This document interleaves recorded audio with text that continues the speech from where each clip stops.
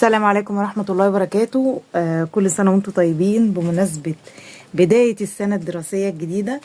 فأنا فكرت إن احنا نعمل حاجة مختلفة، يعني محدش شفته عملها قبل كده، وفي نفس الوقت فكرت فيها للناس اللي هي ما عندهمش شنط مدرسة، ما عندهمش أدوات مدرسة يجيبوها، أو بياخدوا من حد شنط قديمة، أو بيستعملوا الشنط القديمة وساعات بتبقى متقطعة.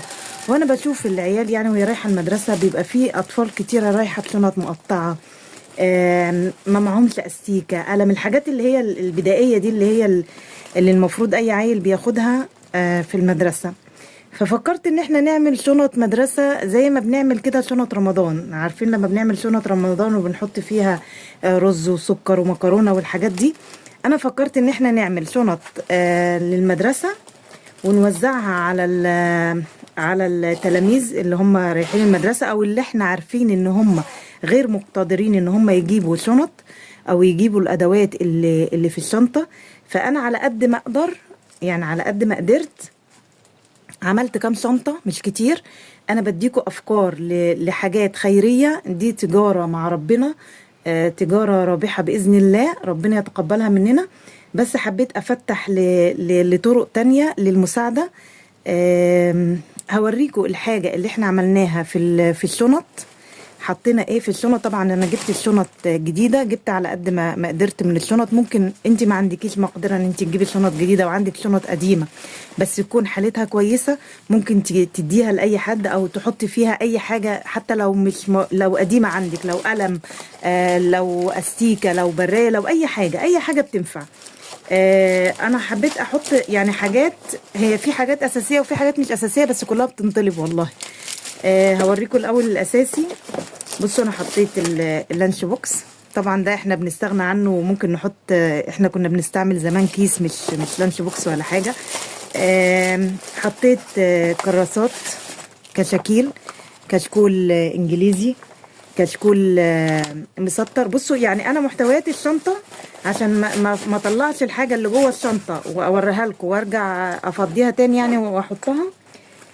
انا عندي مكونات شنطه بره، لان انا جبت المكونات ناقصه شنطه، يعني انا جبت الشنط كلها بس في شنطه ناقصه فسيبت مكوناتها بره لحد لما اجيب لها الشنطه بتاعتها. بصوا دي المكونات بتاعه الشنطه. اول حاجه حطيت الاقلام، دي الحاجه الاساسيه. اول حاجه القلم الرصاص، قلم رصاص عادي بس الصراحه جبت نوعيته يعني نظيفه. الاقلام قلم جاف، ازرق، احمر، اسود، قلم برضو جاف بس فيه يعني زي لعبه كده من فوق. وممكن نشتري الحاجات دي ونوزعها من غير الشنط اصلا، يعني انا السنه اللي فاتت وزعتها من غير شنط خالص، بس السنه دي جت في بالي كده فكره الشنط زي ما بنعمل شنط رمضان، فلقيتها احسن كتير. يعني لما تدي لحد محتاج شنطه فيها كل المستلزمات بتاعتها افضل كتير. بصوا دي الاقلام. ممكن مثلا الشنطه اللي هتديها له ما يستعملش الاقلام دي، يديها لاخوه، او في حاجات من دي ما يستعملهاش ويوزعها هو واخوه مع بعض، او هو واخته، يعني على حسب. بصوا انا عملت اللي عليا وربنا يتقبل، وهم بقى يوزعوها براحتهم. دي الاقلام. دي الكشاكيل. حطيت كشكول انجليزي، كشكولين عربي بس كبار. حطيت جلاد الوانه اخضر واحمر واصفر. حطيت فايل اللي هو ده، اللي هي الحافظه اللي هي الخفيفه، والحافظه اللي هي بكبسونه. حطيت اللانش بوكس. حطيت اللي هي علبه الادوات دي، اللي هي اللي بيبقى فيها الحاجات الهندسيه. بصوا اللي هي دي اللي بيبقى فيها كل حاجه، البرجل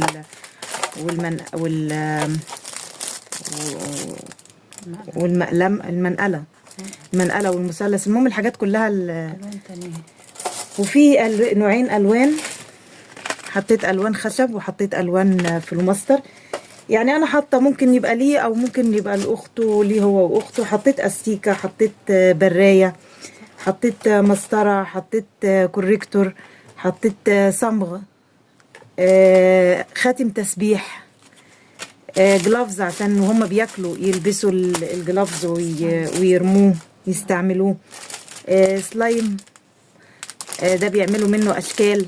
يعني ممكن تبقى شنطه ليه هو لوحده، بس طبعا هي شنطه اكيد طبعا مش كفايه ليه هو لوحده، لان يحتاج كراسات تانية، يحتاج كشاكيل تانية. بس على قد ما اقدر عملت يعني. زي برضو في الشنط بتاعت رمضان لما بنعمل، في ناس بتحط حاجات كتيره وفي ناس بتحط حاجات قليله، بس حطيت الاساسي على قد ما قدرت عملت. انتوا بقى اللي عايز يعمل حاجه زي كده اقل او اكتر اعملي، يعني ما تستقليش الحاجه اللي بتعمليها. انت ممكن تعملي حاجات بسيطه بس تفرق مع حد تاني. ممكن الشنطه دي اللي هديها لواحد هتفرح بيها الطفله اللي هتاخدها اكتر من ان انت لو اديتيها مثلا قلم زي كده ممكن تفرح بيه اكتر من اي حاجة تانية. المهم ان احنا نعمل اي حاجة، يعني نعمل اي حاجة في مقدرتنا. في عندنا في البيوت اقلام كتير بتبقى مرمية، كراسات، كشاكيل بتبقى زيادة من السنين اللي فاتت، زيادة عند اولادنا.